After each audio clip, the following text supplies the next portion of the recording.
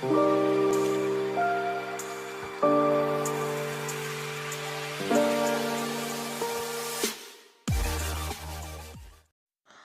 everyone, welcome back to my channel. Manisha is here. So I'm sharing another part of Untamed series versus novel.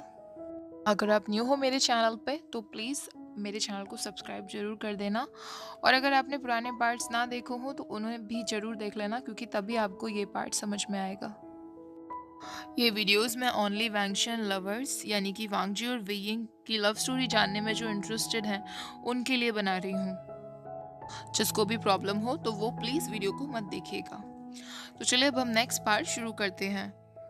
Last part में मैंने आपको बताया था वांगजी और weighing एक दूसरे को किस करने लगते हैं। काफी समय तक यही चलता रहता है। अब दोनों एक दूसरे के पास लेट जाते हैं। अब वेइंग सोचता है उसे वो बोल देना चाहिए जिसके लिए उसने ये सब किया था। तो वो घबराती हुई आवाज में कहता है, लंजा, क्या तुम मेरी आवाज सुन रहे हो? मैं तुमसे कुछ कहना चाहता हूँ। मैं तुम्हें धन्यवाद देना चाहता हूँ। तुमने इन दोनों जिंदगियों में मेरा बहुत साथ दिया है। मुझे समझ नहीं आ रहा कि धन्यवाद देने के अलावा और मैं तुमसे क्या कहूँ। वांगजी ये सब सुन रहा था। उसकी बॉडी बिल्कुल फ्रीज हो गई थी। अब वेइंग बात को आगे बढ़ाते हुए कहने लगा, मुझे पता है तुम मुझे बहुत अच्छे से ट्रीट करते हो। तुम बहुत अच्छे हो। वेइंग को समझ नहीं आ रहा था कि वो कैसे अपने शब्दों को वांगजी के सामने रखे जिससे उसकी बातें बिल्कुल सीरियस लगे, लेकिन वो इधर उधर की बातें कर रहा था और मेन बात पर नहीं आ रहा था। अब जैसे ही वो उससे कहने ही वाला था कि मैं तुम्हारे लिए फील करता हूँ, वांगजी ने अचानक से उसे दूर किया और उठकर अपने कपड़े पहनने लगा। वेइंग को समझ नहीं आ रहा था कि अचानक वांगजी को क्या हुआ, लेकिन एक बात वो अच्छे से समझ चुका था कि वांगजी वो कंटिन्यू नहीं रखना चाहता था जो वो दोनों साथ में कर रहे थे। वांगजी का वो पुश करना उसे ऐसा फील हो रहा था जैसे वांगजी ने उसे किसी सपने से उठा दिया हो। बीइंग वो सारे प्रॉमिसेस सोचने लगा जो उसने खुद से किए थे। मैं सिर्फ उसे कुछ क्वेश्चन पूछूंगा और उसके साथ कुछ करने की कोशिश नहीं करूंगा। और अपने आप को स्लैप करते हुए बोला, बीइंग तुमने सच में इस बार हद कर दी। तुम्हें पता है कि लंजा अपनी हरकतों पे कंट्रोल नहीं रख पाता जब वो ड्रंक होता है। तुमने उसके ड्रंक होने का फायदा उठाया और उसे वो करवाया जो तुम चाहते थे। कल जंगछा ने भी इसी बात को लेकर वांगजी को इतना अपमानित किया। वांगजी पहले से ही अपने भाई को लेकर बहुत परेशान है और अब तुमने उसके साथ ये सब किया। वेइंग अपने आप ही ये सब बातें सोचे जा रहा था। उसे ऐसा लग रहा था उसने बहुत गलत किया है और उसे बहुत अफसोस हो रहा था। उधर वांगजी अपने कपड़े पहन चुका था और वो वेइंग को कपड़े पहनाने के लिए उसकी तरफ आगे ही बढ़ने लगा कि वेइंग ने उसे हाथ हटाते हुए कहा, लंजा, तुम्हें मुझे छूने की जरूरत नहीं है, मैं खुद कर लूंगा। वो कैसे भी वांगजी को ऑकवर्ड फील कराना नहीं चाहता था, लेकिन उसे ये नहीं पता था कि वांगजी ने जो भी कुछ किया वो पूरे होश में किया था। वो वियिंग से प्यार करता था, इसलिए उसने ऐसा किया था। अब वियिंग वांगजी से कहने लगा, लंजा, आज हम दोनों ने कुछ ज्यादा ही वाइन पी ली और वो सब कुछ हो गया। तुम प्लीज वो सबको सीरियसली मत लेना। दो लोगों में ये सब होना नॉर्मल है। मैं तुमसे माफी मांगता हूँ, लेकिन तुम्हें शर्मिंदा होने की जरूरत नहीं है। वांगजी ये सब सुनकर वेइंग की तरफ ऐसी नज़रों से देख रहा था जैसे उसका वेइंग से विश्वास उठ गया हो, और कहने लगा, ये सब कुछ नॉर्मल है, सीरियसली ना लूं। और गुस्से में वेइंग की तरफ बढ़ने ही लगता है कि तभी लेडी ओनर आकर उनके दरवाजे पर खटखटाती है। वेइंग दरवाज़ा खटखटाता है। लेडी ओनर रूम की हालत देखकर कहती है, यहाँ आखिरकार हुआ क्या था? वेइंग कहने लगा, मैम, ये सारी मेरी गलती है।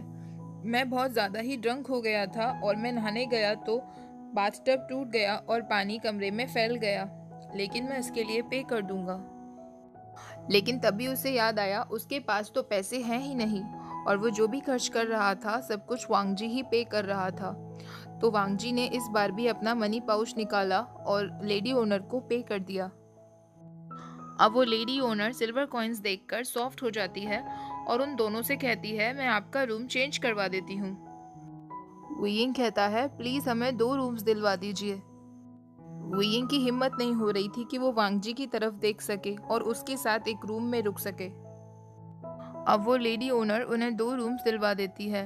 वियिंग अपने रूम में जाते जाते वांगजी से कहता है, लंजा, आज जो भी हुआ मैं उसके लिए तुमसे फिर से माफ़ी मांगता हूँ। वांगजी कहता है, तुम्हें मुझसे माफ़ी मांगने की ज़रूरत नहीं है।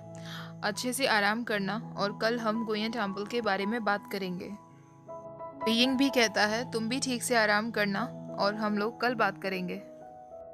वियिंग जब अपने रूम में आता है तो उसे बिल्कुल नींद नहीं आती, क्योंकि उसके दिमाग से वो सब जा ही नहीं रहा था जो वो और वांगजी साथ में कर रहे थे। अब वो उस रूम के विंडो से निकलकर बाहर चला जाता है। अब उस वॉल के पास आ जाता है जहाँ वांगजी ने वो ड्राइंग्स बनाई थी और अपना नाम लिखा था।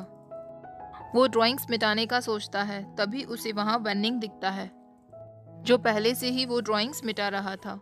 तो वो वियिंग से कहता है, यंग मास्टर, आप आधी रात को यहाँ क्या कर रहे हैं और यंग मास्टर लैंड कहाँ है? तो वियिंग कहता है, वो अपने रूम में सो रहा है। मुझे नींद नहीं आ रही थी तो मैं यहाँ बाहर आ गया। वेनिंग वियिंग को देखकर समझ गया कि उसका मूड कुछ ठीक नहीं है। वियिंग भी अपने आप को देखने लगा। उसके लिप्स काफ़ी स्वेल हो रहे थे। उसके हाथ की कलाइयों पर रेड निशान थे जो वांगजी के पकड़ने से आ गए थे, और उसकी नेक पर भी काफ़ी निशान बने हुए थे। वो एम्बैरस फील कर रहा था। उसे लग रहा था कि आज रात के बाद वो और वांगजी कभी भी वैसे नहीं रह पाएंगे जैसे वो हमेशा रहते आए हैं। वो वहीं बैठकर विनिंग से कहने लगा, मुझे अल्कोहल पीनी है। फिर अचानक विनिंग को रोकते हुए कहा, नहीं, मुझे अल्कोहल नहीं पीना, अल्कोहल पीने से बहुत गलत हो जाता है। अब वो विनिंग को लेकर गोयन टेम्पल की तरफ जाता है। गोयन टेम्पल में जाकर वो लैन चिचैन को देखता है। उसे लगता है कि ज़रूर कुछ गलत हुआ है, तो वो वेनिंग से कह देता है कि वो इन में जाकर हंगुन जुन को जल्दी से जल्दी बुलाकर लाए। वो देखता है कि जिनलिंग भी फेरी के साथ वहां आ गया था। जिनलिंग को बचाने में वियिंग और जिनलिंग दोनों ही गोयन टेम्पल में आ जाते हैं। जिन गोंगवायो अपने लोगों से कहता है कि वो बाहर अच्छे से पहरा दें ताकि हंगुन जुन ना आ सके। तो वियिंग कहता है, तुम कैसे श्योर हो कि यहाँ पर हंगुन जुन आएगा?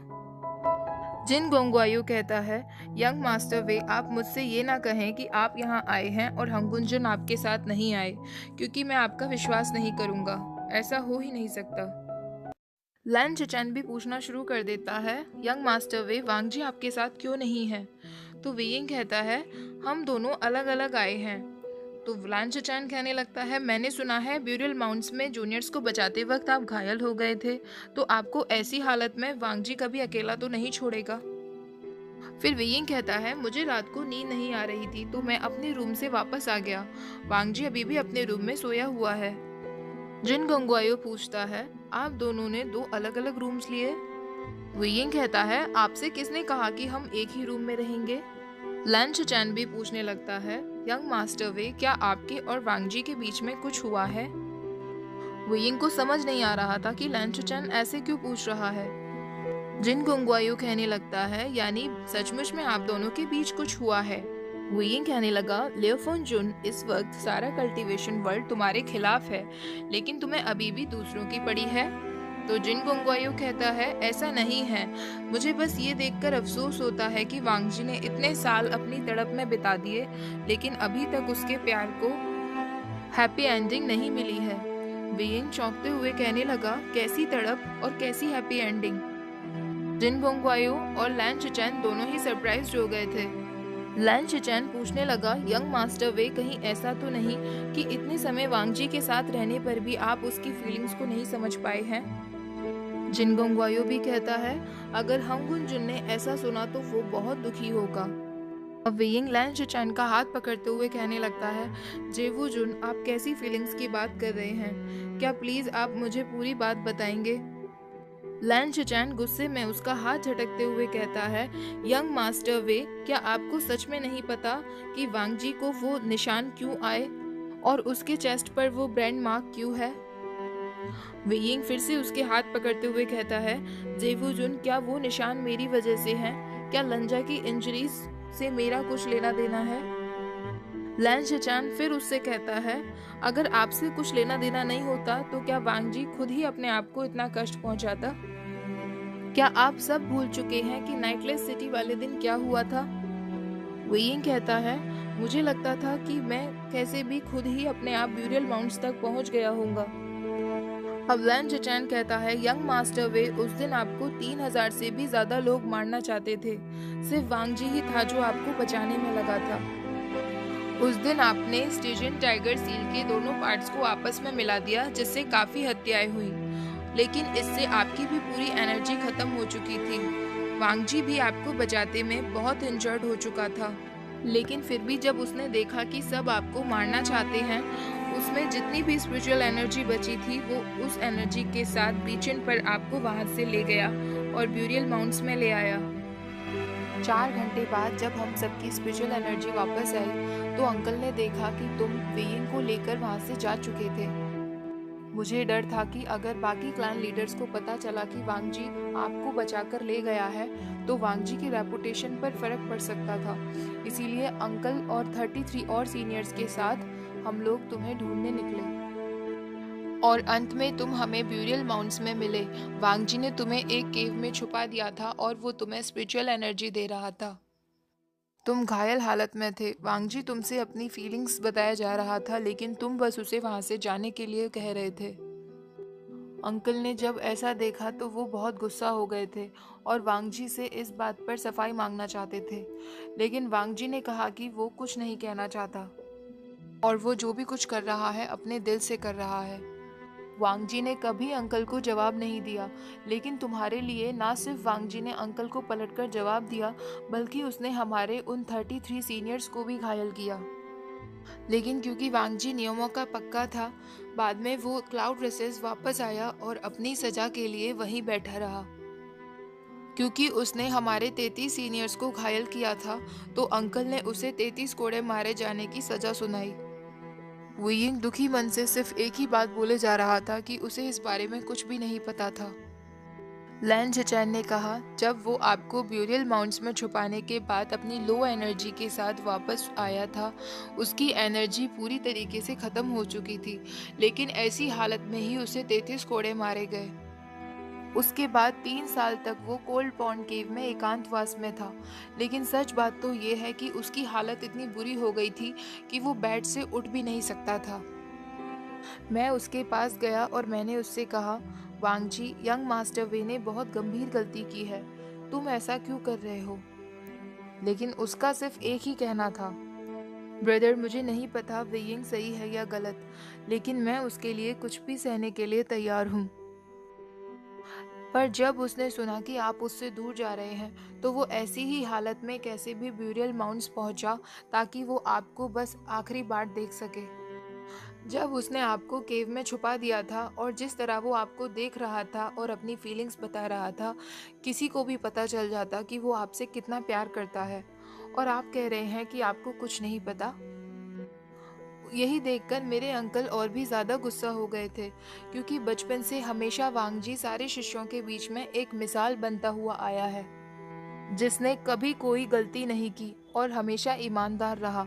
लेकिन अपनी पूरी जीवन काल में उसने सिर्फ एक ही गलती की, जो कि आप हैं यंग मास्टर वे, और आप कहते हैं कि आपको कुछ नहीं पता। अगर ऐसा ही था तो जब मुशन्यु के रूप में आप बॉडी ऑफरिंग स्पेल से वापस आए तो आपने क्यों वांगजी को दिन रात इतना तंग किया? अब वीइंग भी सोचने लगा, मैं जब से वापस आया हूँ मैंने वांगजी को कितना तंग किया है और कितना परेशान किया है, लेकिन उसने फिर भी मुझे अपने से अलग नहीं किया और मुझे जंगचांग को नहीं दिया और मुझे सबसे हमेशा प्रोटेक्ट करता रहा।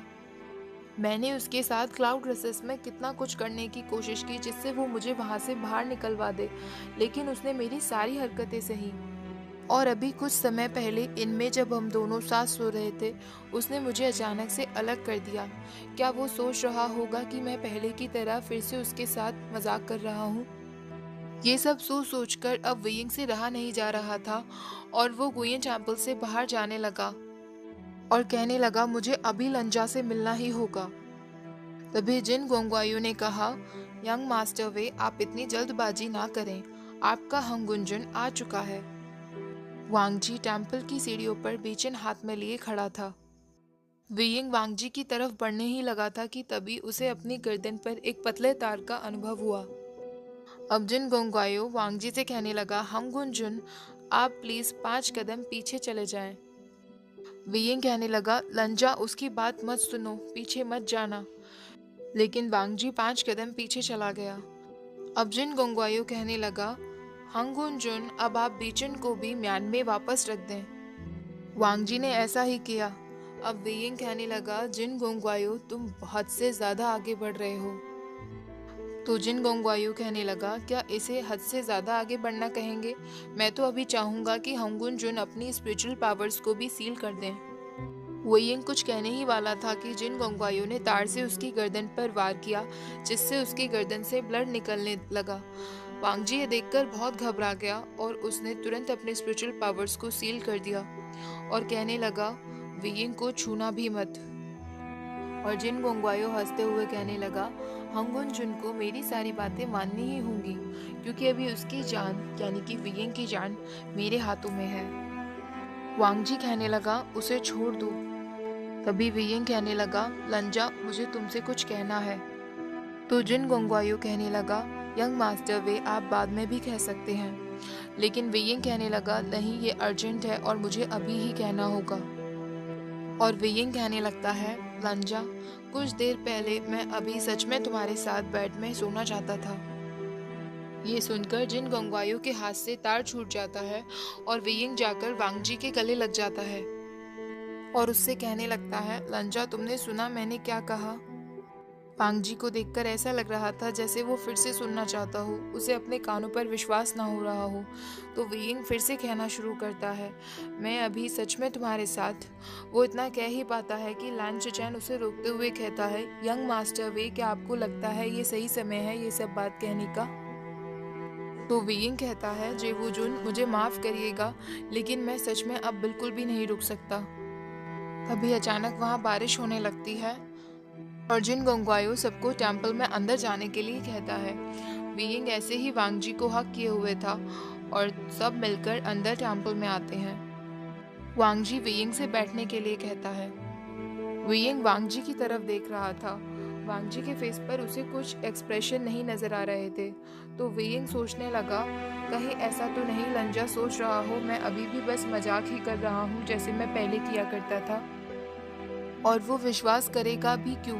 मैं उसको इतना टॉर्चर करते हुए आया हूँ। ये सब सोचकर उसका दिल इतना दुख रहा था और उसने सोच लिया कि मुझे अब सीरियसली लंजा को अपनी फीलिंग्स बतानी होंगी। लंजा, 你看着我啊！我记性是真的很差，从前的事有很多我都想不起来了，包括不夜天那次，那几天里究竟发生了什么，我其实一点都不记得。但是从现在开始，你对我说过的话、做过的事，我都会记得，一件也不会忘。你特别好，我喜欢你，或者换个说法，心悦你，爱你，想要你，没法离开你。我想一辈子都和你一起夜练，想天天和你在一起。你可以对我做任何你想做的事。我发誓，我不是什么一时兴起，也不是像以前那样逗你玩，更不是因为感激你。总之，什么别的乱七八糟的都没有，只是喜欢你。除了你，谁都不想要，不是你就不行。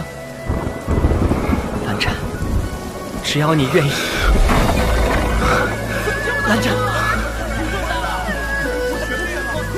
心悦你，是爱你，想要你，是没法离开你。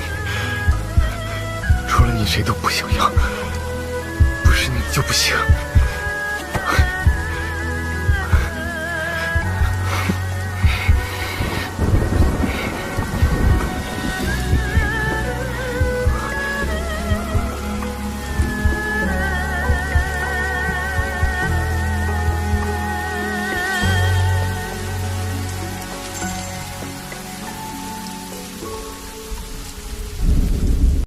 यार सीरियसली मुझे बहुत टाइम लगा है ये सबटाइटल्स डालने में। प्लीज़ वीडियो को लाइक ज़रूर कर देना और चैनल को सब्सक्राइब कर देना। Thank you for watching. Bye bye.